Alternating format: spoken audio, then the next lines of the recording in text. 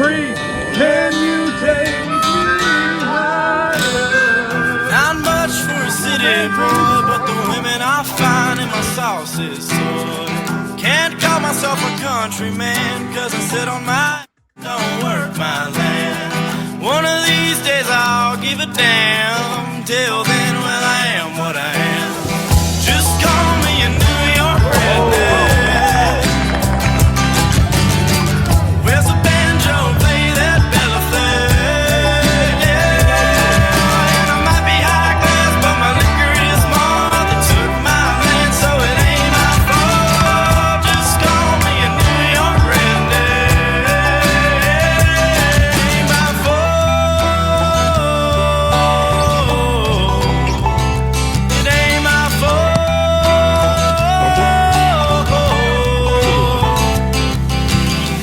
Finna bet on some horses at the track. Drive into Brooklyn, ain't never coming back.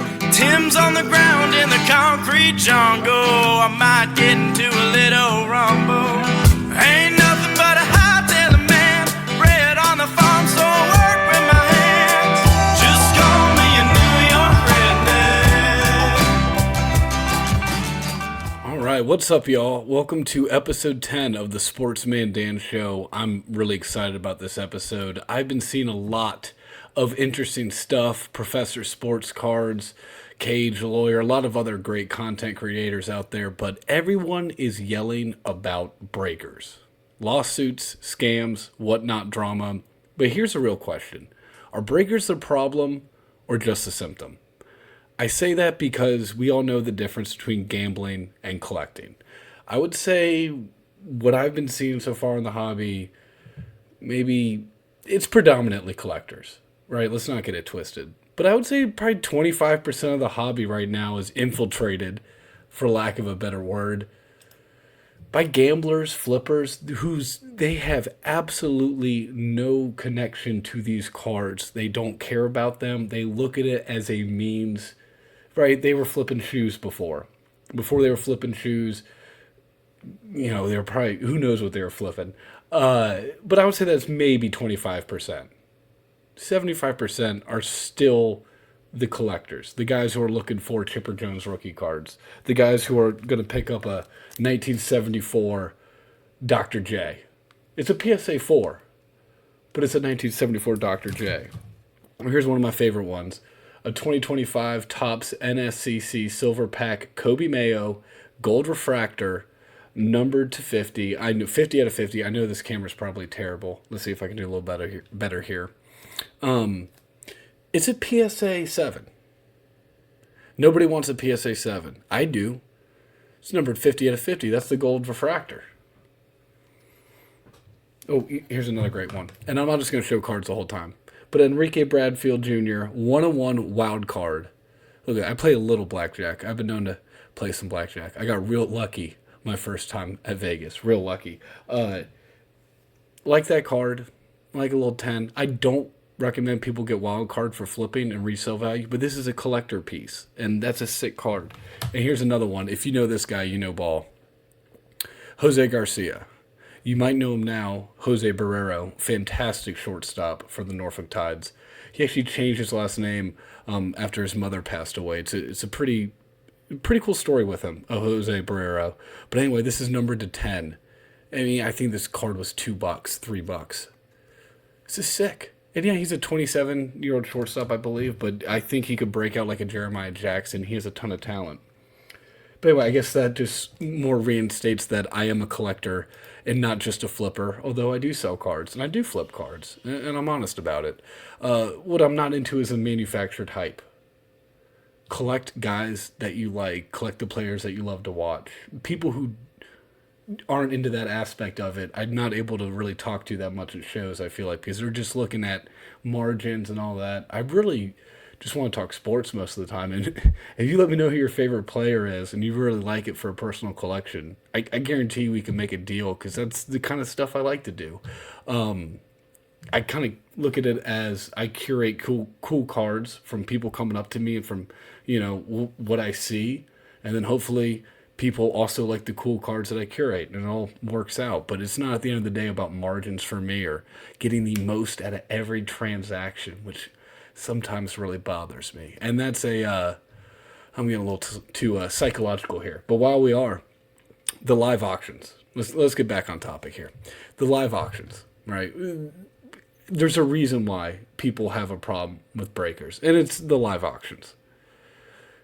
Adults are bidding at 1:17 a.m. For getting into a break, spending $2,800 for a spot, and they get the New York Jets and whoever else is in the Jets, right? You get the Jets, and you get the Brooklyn Nets, and you get, I don't know, the New Jersey Devils for $2,800 on RV pack.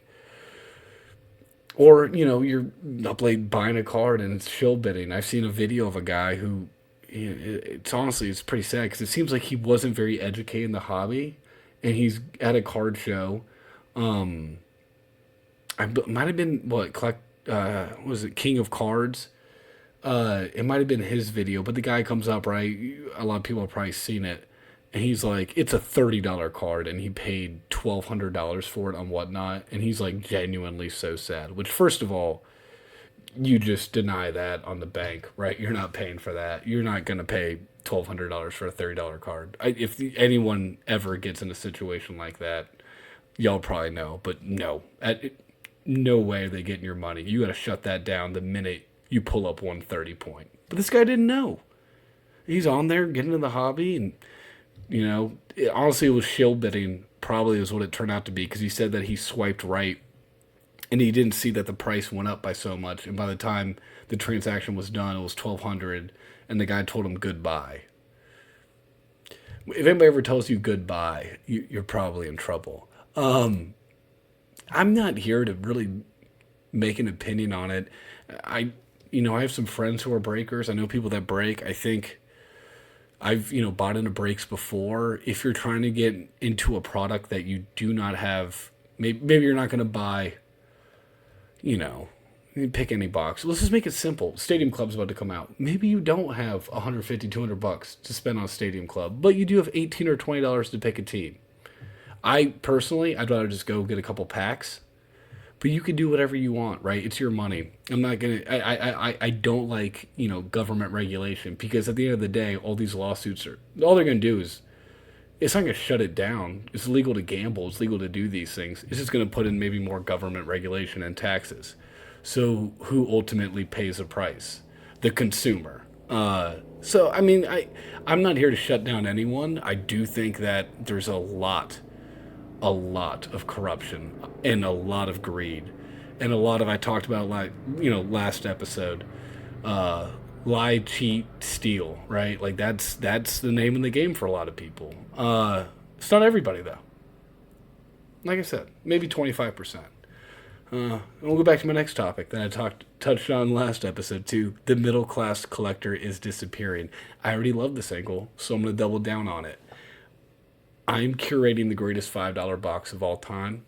It's already happening, and it's only going to get bigger. We went from a 2-row to a 3-row. 5 rows coming soon. We're going to bring out the soccer. It's going to be fantastic. Starting to get a little MMA too as well. Back to my college days. But this is not a UFC podcast. The $5 box is, I think, one of the greatest things for collectors, because you're no longer getting the case hitter butt. Like, it's no about ripping packs or anything. If you're digging through a $5 box, you're trying to get a cool auto. You're trying to get a cool Alex Rodriguez patch. Numbered Alex Rodriguez patch. From the Texas Rangers, but still, like, I'm just thinking of cards that I have in mind. I was going through it. A Nick Senzel. Not the best player, but numbered on, it's the, I might have it close by, but it's the signature of the auto on the the white sheet, super clean, just things like that. Nick Senzel is definitely not the player to use for that example. But come by, my stand. Tell me if I'm wrong. Tell me if my $5 box is whack. But I think as far as collectors go, they appreciate it. And for kids too, I still have the dollar box, the 50-cent box. You need to have those cheap cards. I always, I get the showcase, the big money. Of course, I have a showcase. Always keep those dollar cards. I think the hobby needs it. Like and honestly, I say that I'm gonna start a 10-cent little card because there's so many cards I have that I just need to get rid of. 10 cents. What am I doing listing them at $1? Give myself some homework. All right, we're gonna wrap it up here. The dopamine hits and the whole hobby addicted to the hit, I think goes back to my central thesis or central issue of this episode. This live chat validation and getting caught up in these whatnot rooms. Everyone's saying it, so I'll just repeat it. But like, be careful out there. In these whatnot rooms, it is so easy to get caught up in this hype of that was a good buy. This is a good deal. Trade. You could trade 2 for 1. Well, think about that. Now you have less odds. Maybe you think you have a better team, but what happens when the Nationals get the best hit out of the break?